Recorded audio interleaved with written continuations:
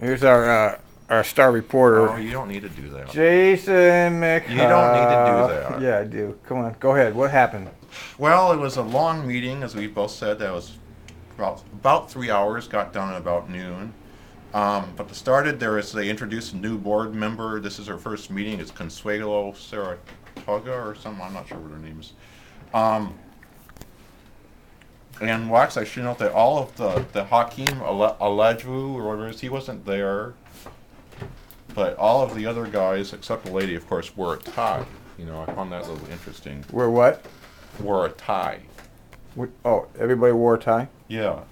Well, not the lady, Tiffany or whatever her name is. Yeah, okay, go ahead. Sorry. Anyways, he started that, what's his name? Dave or Rick, yeah, said he's going to take testimony before items, because last time he... Oh, yeah, right, before they vote. Oh, well, that's good news. Yeah. That would make sense. I think he's new to this, so, and... Yeah, he seems to be trying to be a nice guy. Yes. Yeah, I kind of like his style a little more than I like Passador's. I don't know. But anyways, of course, they said there's no agreement with the union, and arbitration's next, and they talked about like a 30-day cooling off period, I think, and whatnot. That's next. And Neil, of course, talked about safety first. On Friday, they had a bus driving session, I guess, with the safety task force. Got to check it out. And tomorrow, from 5 to 7, they're going to have their first safety, I guess it's of the task force meeting. It is open to the public. I might go to it. So they talked about improving sidewalks and streets. That one of the safety issues is being able to get to the stops, I guess. And he did mention briefly that Neil was surprised at how many accidents operators didn't ever do avoid. Yeah, no kidding. And that he's interviewing now the safety security directors. I said this is not a new position. It's just simply Shelley's old position that they're going to adjust in the hierarchy. That the phase 2 safety report is coming. They're going to like at their bus stop criteria, and I think also the vehicles and other stuff. And they did update some of the SOPs. Which ones did they tell you? I think there was the 30-day absence. And always that everyone even if go back and be retrained. And I forget.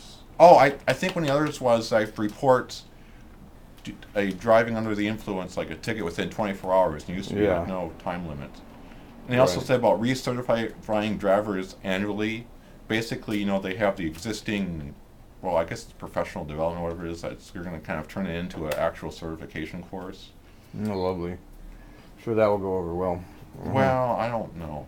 And especially for those of us with multi-year safety records. Go ahead. Yeah, well, it's just another little thing to do.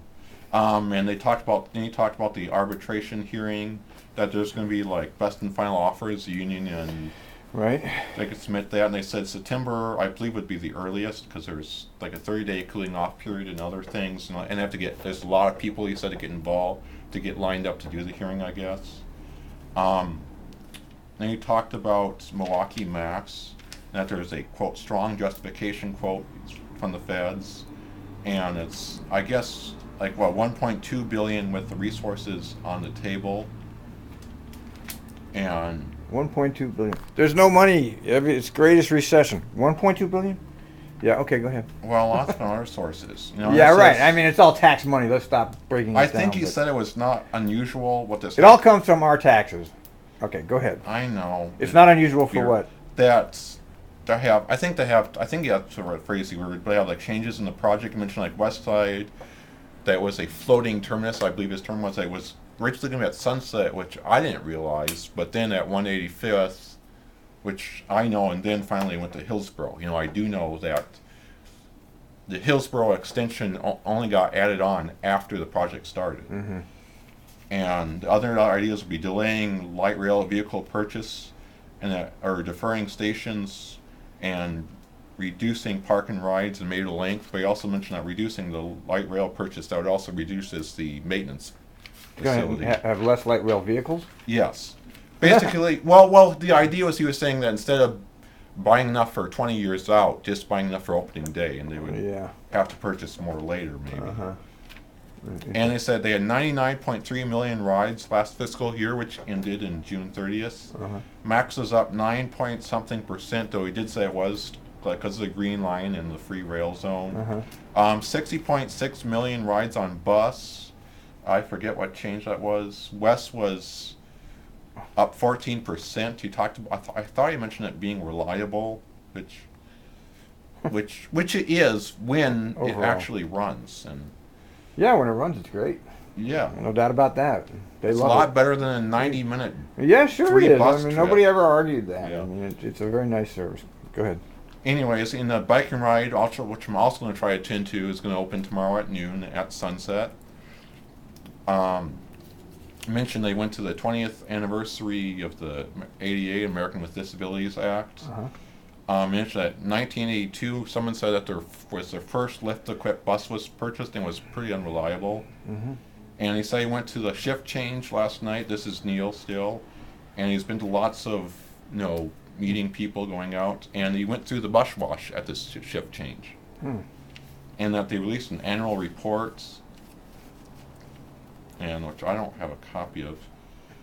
And then I guess went on to the finance report, talked about closing the books. They aren't closed yet, for this last fiscal year. Mm-hmm. Operating revenue for the year was down 7%. Payroll, this includes payroll plus passenger revenues. Expenses were also down, though the major ones were in operations were the personnel, because of attrition, and their ATP, accessible transportation. They had less lift rides. Unemployment is down a lot compared to last year, though also It's still said, 10%. no, it's like 9 or something. She was saying like 9 versus 10 of last year. But also she said that there's been a decrease in employment, which is what they really Oh, follow. there's less jobs. Yeah. Well, and the thing is the payroll tax, though also, which is what really affects them, though also people commuting. Mhm. Inflation was 1.1%. In the Tri-County area, employment is slightly up. Payroll is back to 08-09 levels. On their investments, they're getting 0.55% on their short-term state fund and 0.15% on their other investments, which I think are like treasuries and whatnot. They mentioned about the pension management, the defined benefit for the management employees. I think there was a cost issue or something, but also they have talked about the lift. Actually, these were resolutions. That's what it was. Oh. They did a contract for someone to oversee it, and also another resolution, I should say, another resolution for lift mobile data terminals, which is like the BDS. They're like the vehicle control use. They're saying that right now they just use a Thomas guide that just would really. Yeah, And I guess I should update from that. That's what. How about a people, GPS? Is all they need.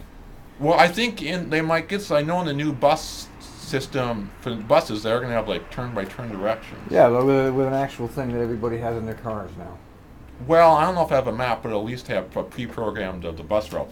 Though the difference is here that Lyft is dynamic. Yeah, it moves. That's why they need an actual GPS, one that we all have in our cars. Yeah, I don't know if they're going to have that or what, but yeah, I can see that. Okay, go ahead.